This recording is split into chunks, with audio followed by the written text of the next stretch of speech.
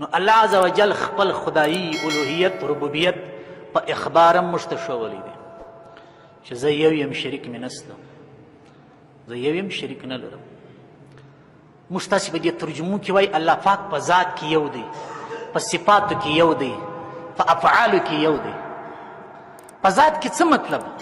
یعنی الله عز وجل یو دی، الله غوندې بل ذات نسته. لیس کمثله شیء، الله عز وجل خپل مثل نه لري. په صفاتو کې یکتا دی. څه مطلب؟ کوم صفات چې الله عز وجل لري هغه د کمال صفتونه دي، کوم صفات چې موږ تاسې لرو هغه د نقصان صفتونه دي. موږ تاسې لیدل کوو، یو څو ورځې بعد مو سترګې کمزوري کېږي.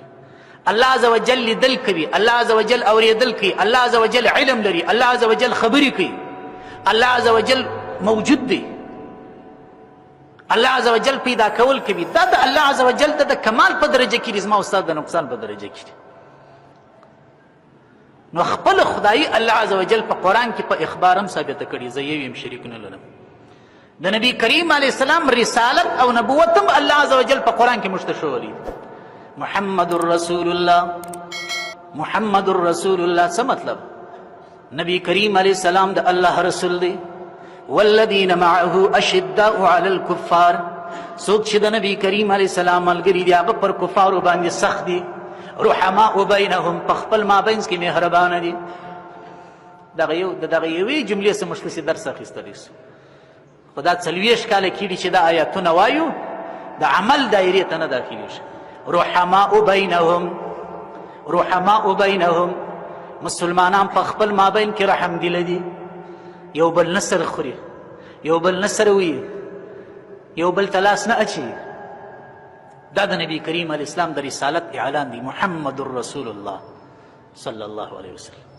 انا ارسلناک بالحق بشیرا ونذیرا، اے زما نبی الله فرمایي موږ ته په حق را لېږلی، زیری ورکوونکی مسلمانانو ته د جنت، بیرونکی کفارو لره د جهنم څخه.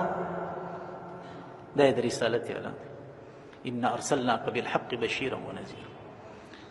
الله عز وجل د خپل قدرت نشي په کون سره هم ثابت کړي، خپل الوهیت خدایي په کون سره هم ثابت کړي. کون څه مطلب؟ چې د شان می پیدا کړي دي چې بل څوک یې نس پیدا کړي، دا شان می پیدا کړي. خلق السماوات والارض سنريهم آیاتنا فی الآفاق. که غواړي چې زما خدایي وپېژني، الله وایي تاسې وګورئ، په اطرافو کې وګورئ، اسمانو مځکو ته وګورئ. وفي انفسهم، خپل په ځانو کې وګورئ. دغه لاسونه دي که نه دي؟ داسې ګورئ. دا چې د اوسپنې خلاصه کوي تر اوسپنې اخوا ته کلک چیش دی، پیتل یې بولي، المونیم یې بولي، ځه پسې چې دا هر شي یې جوړ کړي او دومره کار په کوي، لا به یې وخت سولیږي او خرابېږي. نن ته تر ټولو سپین ږیری سړی راواخله، دا یې 80 کاله استعمال کړي، دا نه خرابېږي.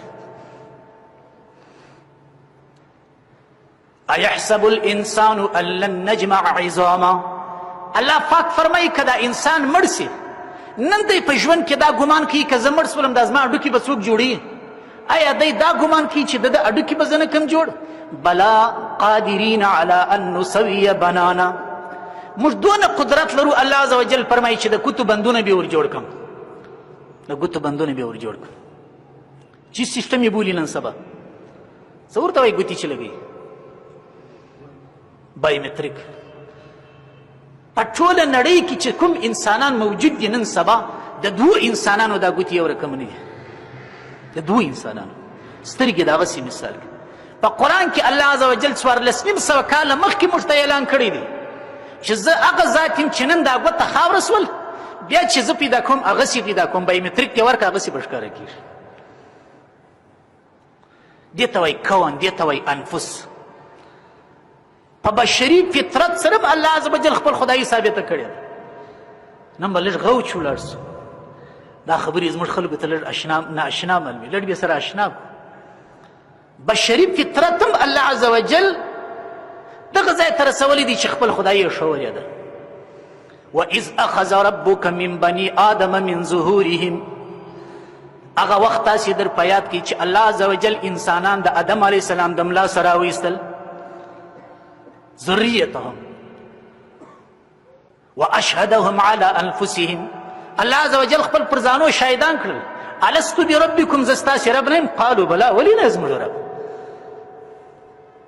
قالو بلا زموږ رب یې الله عز وجل فرمایي ما ځکه دا خپل د خدای اقرار در څه واخیستی چې بیا تاسې ونه وایاست د قیامت په ورځ چې کنا عن هذا غافلین چې موږ خو د دې شاهدي څه څه غافل وو نو غرض و مقصد د خبرو دا دی عزیزانو چې لږ الله عز وجل ته نږدې سو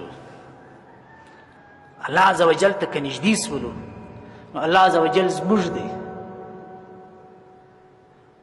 ولو ان اهل القرى آمنوا واتقوا کچیرې د کلو خاوندانو ایمان راوړی وای او تقوا یې اختیاره کړې وای لفتحنا عليهم برکات من السماء والارض که غواړئ چې د اسمانو څه در باندې وورېږي که غواړئ چې د مځکې څه درته راوځي که غواړئ دا د ویر او غم حالت مو ختم سي لږ راسئ الله ته نږدې سو دا د قیامت علامې به پر ځان نه پټو د قیامت علامې 1400 کاله مخکې نبي کریم علیه السلام بیان کړي دي نن چې موږ په بخاري او مسلم په ترمذي او ابو داود شریف کې وایو داسې تر لمر سپین ښکاري چې دا څه حال دی